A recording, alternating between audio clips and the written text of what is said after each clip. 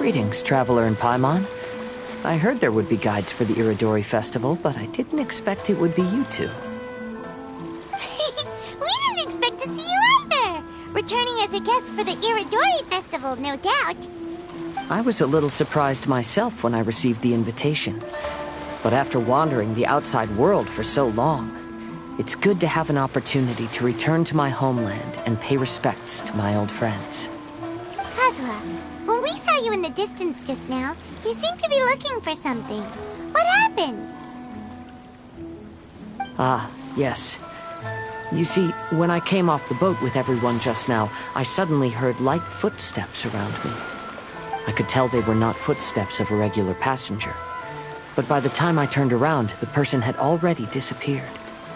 I only heard a splash come from below the pier. Even though I didn't manage to catch a glimpse of them, I found this strange piece of paper by my feet. Oh, does the paper happen to have a poem written on it? Huh. How did you know?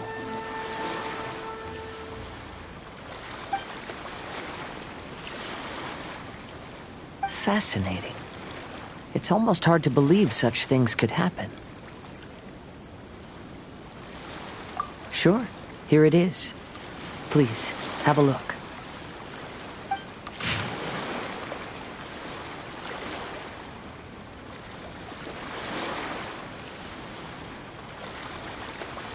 Last time, Aoi no Okina's poem ended with a reference to Akihito. And sure enough, this is a story about him. The story this time basically says that Akihito got his name from his love of red seals. However, the Shogun discovered that he had committed plagiarism, and he was soon exiled. Well, if Paimon were to rate today's story, it sounds pretty unfortunate. I don't think there's anything particularly wrong with this story. I too was once wanted as a criminal by the Shogunate. So I'm not all that different from Akihito mentioned in this story. But according to the story, Akihito was exiled by the Shogun because of his wrongdoings. You did nothing wrong, Kazuha. Huh? Traveler, what are you thinking about?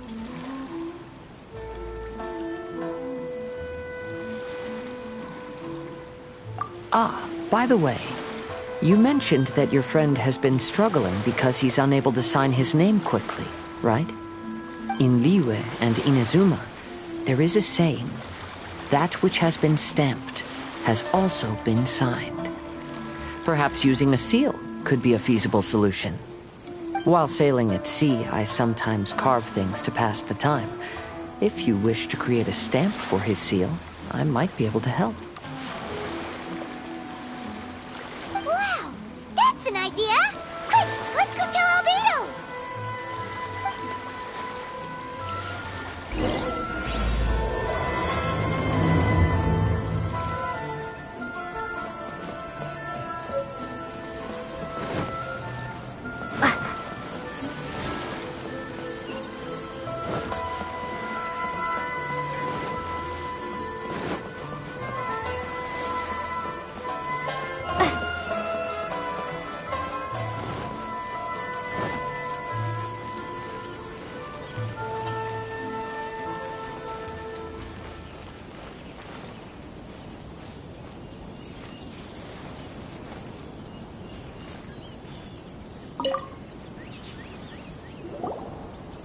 Albedo, we figured out a way to help Shincho!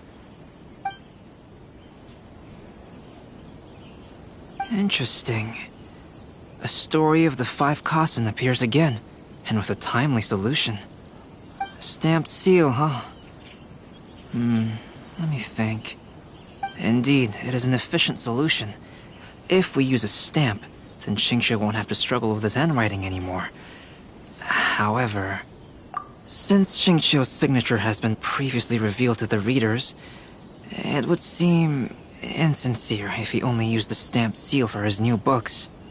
But I have another idea. Using a seal is a part of it, of course. Let's go to Ouya Restaurant now to discuss my idea with everyone. Crowdsourcing competition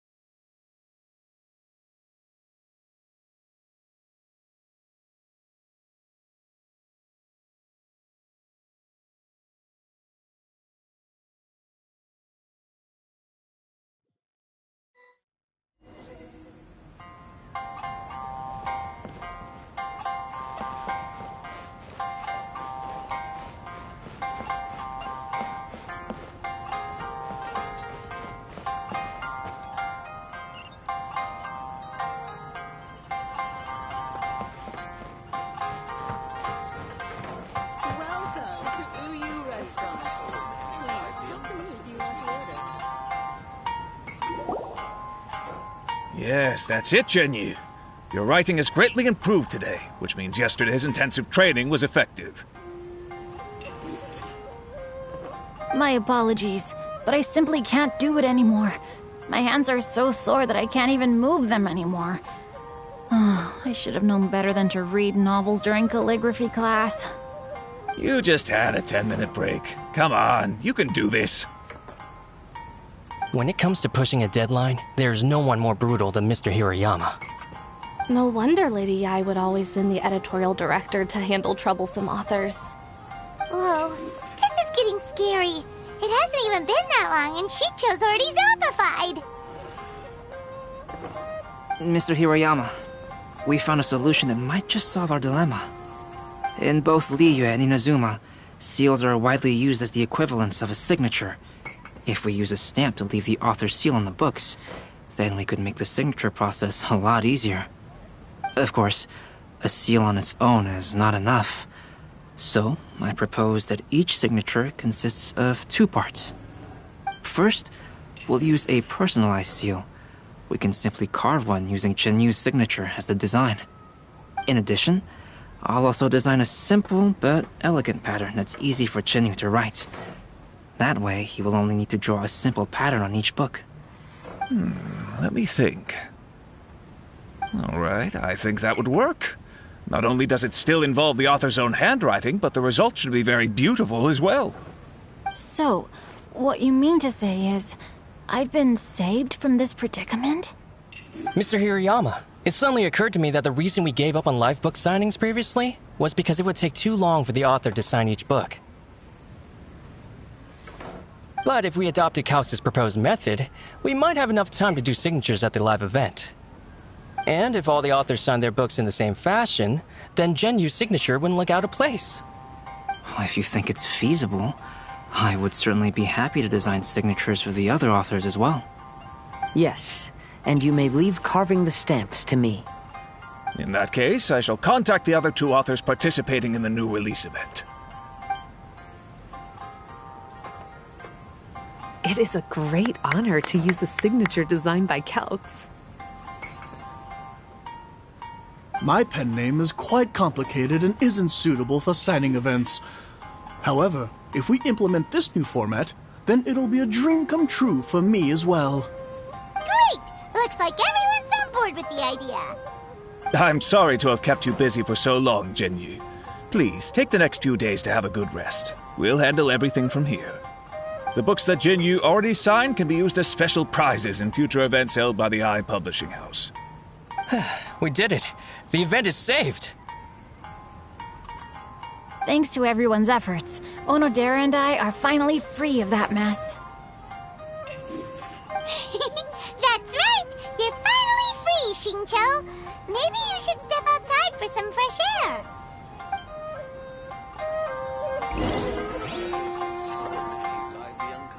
Welcome to Uyu Restaurant. Please talk to me if you want to order.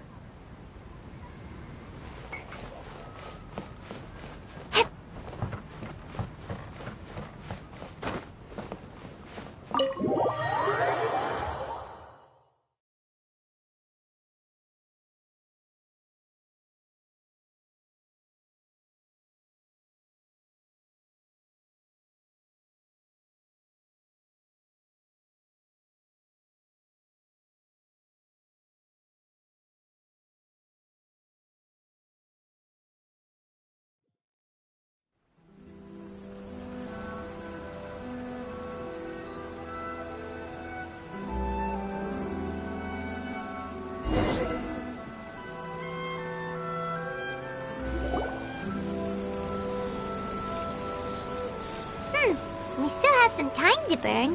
Where should we go next?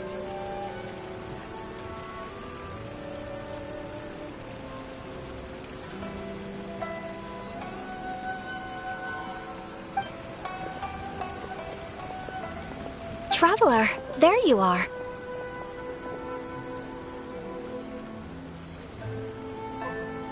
Oh, it's Ayaka! And Venti! That's an interesting combo. I was just going to the festival venue to prepare the Ikebana lesson, when I found a strange piece of paper on a flower stand. This bard just happened to be close by at the time. He informed me that you've also found similar papers recently. As such, we came together to find you two. But the paper she found isn't quite the same as the ones we found before. Here's the paper. Please, have a look.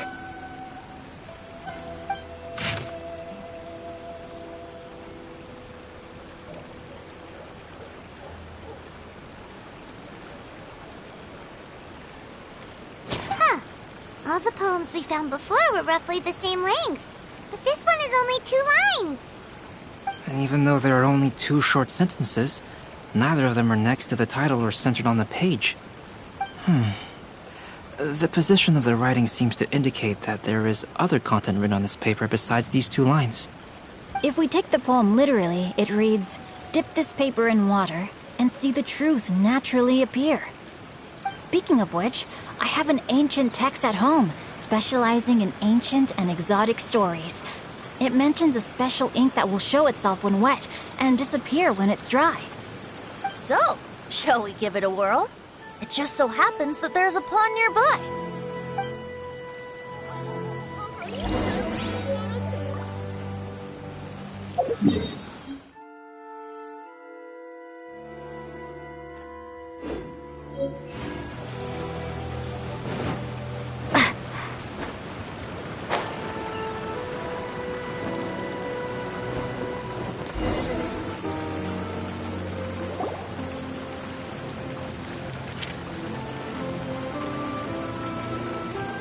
Wow, look! It's really working! More words have appeared on the paper! Let Paimon see what it says.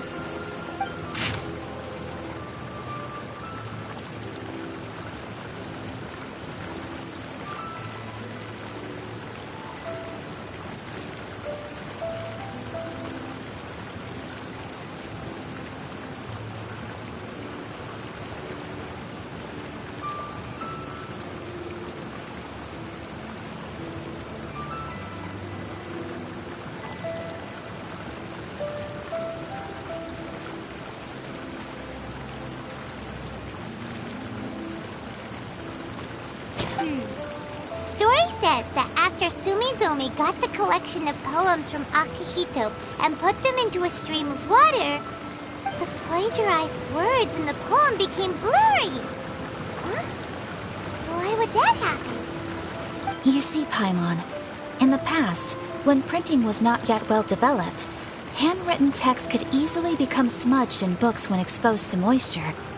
To ensure the text lasted longer, they'd either write using a special ink or coat the paper's surface with a waterproof coating once the writing was finished. Such special inks are time-consuming and laborious to produce, and the waterproof coating could also prove just as difficult. However, since Akihito's poetry collection was an important gift to be presented to the shogun, surely one of those 2 methods was used to protect it. But as for the plagiarized poems, not only would they lack Akihito's seal, but the words would also react differently when exposed to liquid.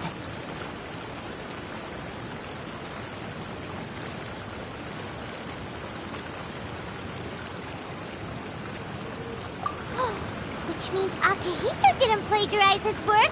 He was set up! Yes, it appears that this is the truth that Sumizomi's story is trying to convey. Although the story is saddening, I've decided on the subjects to use for Akihito and Sumizomi's portraits.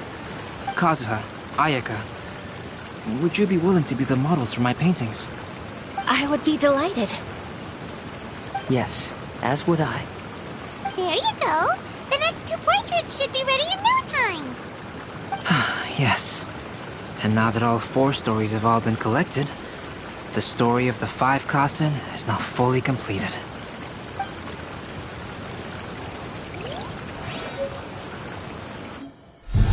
Long ago, Inazuma had 5 legendary poets. People bestowed upon them the title of the 5 Kasen. One year, the poet Suiko made his way to Tenshukaku and presented the Kasen's work for the shogun's perusal. But a page from the works of Aoi no Okina had been torn out, and Suiko was questioned regarding the matter. Suiko pleaded guilty. He admitted to drinking at the tavern the night before, and vaguely recalled a mysterious figure approaching while he was intoxicated. That figure was none other than Aoi no Okina himself. This turn of events had begun with an unnamed individual, under whose coercion, Aoi no Okina was forced to take drastic measures to retrieve a page of poetry. He knew nothing of this individual's true intentions. All he knew was that the poem had to do with an old acquaintance, Akahito. Akahito had once belonged to the 5 Kasen. Each poem he composed, he marked with a scarlet red seal, hence the Aka in his name. Such a distinguished writer was he, and yet one of the poems he had submitted the previous year was found to be plagiarized. Akahito was exiled for his crimes, and only 4 of the 5 Kasen remained. Sumizome went over Akihito's poems and noticed that the plagiarized poem lacked his seal. She immersed his poetry in a stream nearby, and only on the plagiarized poem did the ink run. Aoi no Okina passed by and witnessed Sumizome's doing, which he then recorded in a poem. Thus transpired the events of Suiko's poetry submission, and this is where the story comes to an end.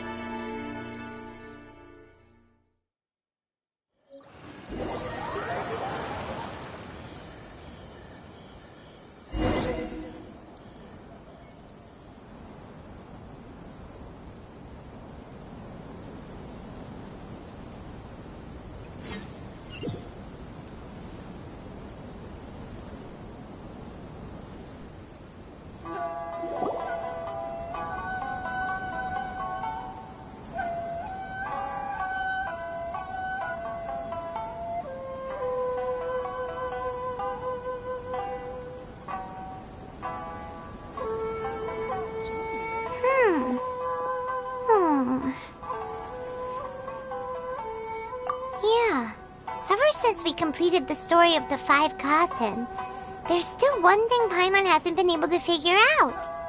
One of the 5 Kasen is called Kuranushi, right? It's just that, how could the story of the 5 Kasen finish without him appearing at all? Oh, have you really not noticed? Huh? Not noticed what? This is no time to be playing games, Tone-Deaf Bard! What he means is that the story of Kuranushi was already embedded within the 4 poems. Huh? Really?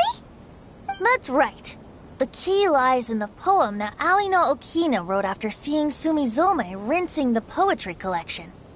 An average person could never understand the scene of a young girl washing Akahito's poetry collection in a stream.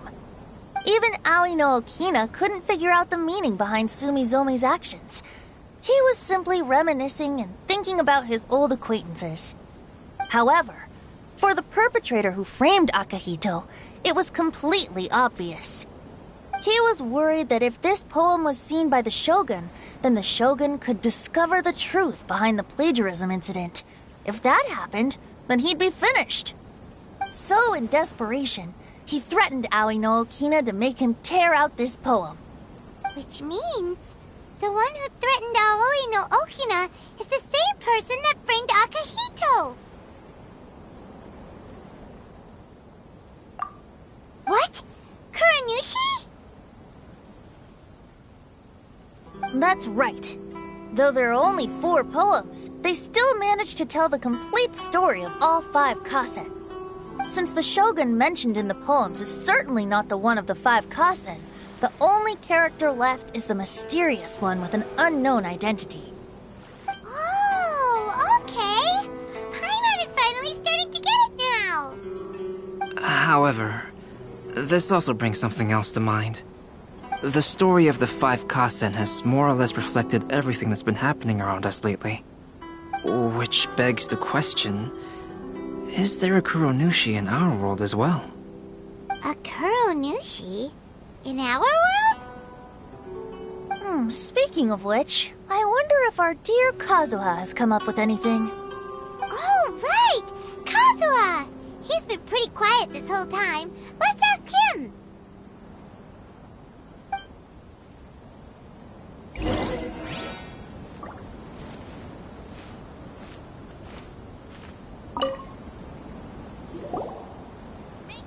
Hey, Kazuha!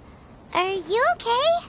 You've been standing in front of this blank canvas for a while, and you don't look so good. Apologies for making a wild assumption, but has the story of the 5 Kasen reminded you of anything? Yes. A few things did come to mind, actually. However, they were nothing more than some past incidents regarding my family. I don't mind sharing the stories, but I'd prefer not to bring you any more trouble. Hey, we're all friends here, Kazuha. You can always tell us whatever's on your mind. Kaidehara, please forgive my assumption, but perhaps you were thinking of the Raiden Gokuden? The Raiden Gokuden? What's that?